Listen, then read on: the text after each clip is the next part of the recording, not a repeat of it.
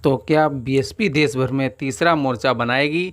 NDA बनाम India के दौर में मायावती की पॉलिटिक्स समझिए। नमस्कार साथियों, आप यदि हमारे न्यूज़ चैनल पर नए हो तो चैनल को जरूर सब्सक्राइब करें।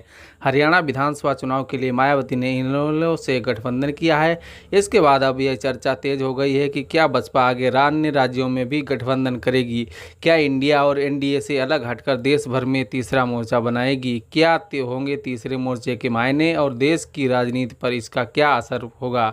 आपको बता दें कि लोकसभा चुनाव अकेले लड़ने के बाद अब विधानसभा चुनाव के लिए बसपा ने गठबंधन की शुरुआत कर दी है। यह शुरुआत हरियाणा में इंडियन नेशनल लोक दल इनेलो के साथ गठबंधन से की है।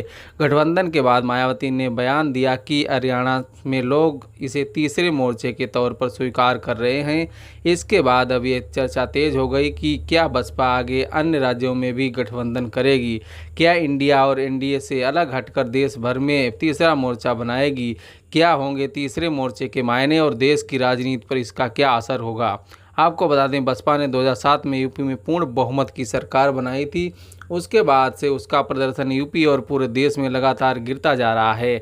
यूपी में पिछले विधानसभा चुनाव में उसे एक सीट मिली और महज 12.80% वोट मिले थे। वहीं हाल में हुए लोकसभा चुनाव में उसे एक भी सीट नहीं मिली और वोट प्रतिशत भी 9.39 पर सिमट गया। इस दौरान बसपा ने कई प्रयोग किए लेकिन उसे खास सफलता नहीं मिली।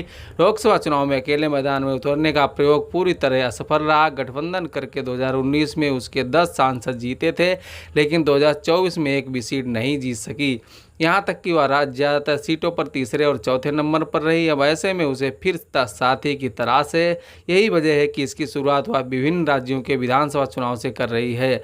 आपको बता दें कि हरियाणा में बसपा इनेलो से गठबंधन का ऐलान कर दिया है।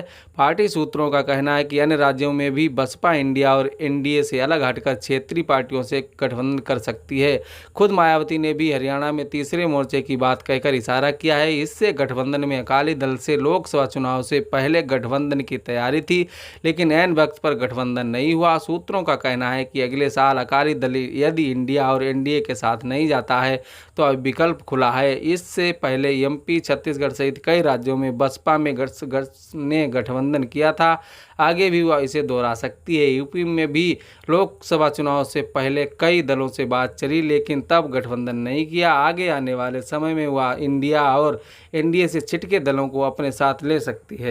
अब सवाल ये उठता है कि तीसरा मोर्चा बनाने की राह कितनी आसान होगी और उससे क्या हासिल होगा? विभिन्न राज्यों में प्रमुख दल इंडिया और एनडीए खेमे में लामबंद हैं। उसके बाद जो दल बचते हैं उनका भी जनाधार बहुत कम है। यूपी के अलावा विभिन्न राज्यों में बसपा का वोट भी 3% से ज़्यादा नहीं है। बहुत कुछ इस पर निर्भर करेगा कि यूपी में कौन बसपा के साथ आता है, क्योंकि अब भी बसपा का सबसे ज़्यादा जनाधार यहीं पर है। फिलहाल तीसरा मोर्चा बनाकर बहुत बड़ा उलटफेर कर पाना मुश्किल है। कुछ राज्यों में वह गठबंधन करती है तो इतना जरूर है कि अपना प्रदर्शन कुछ बेहतर कर ले। आपको बता दें कि बसपा के अब तक के अपने सभी प्रयोग फेल हो चुके हैं। उसे अपने दलित वोट बैंक की चिंता भी सता रही है।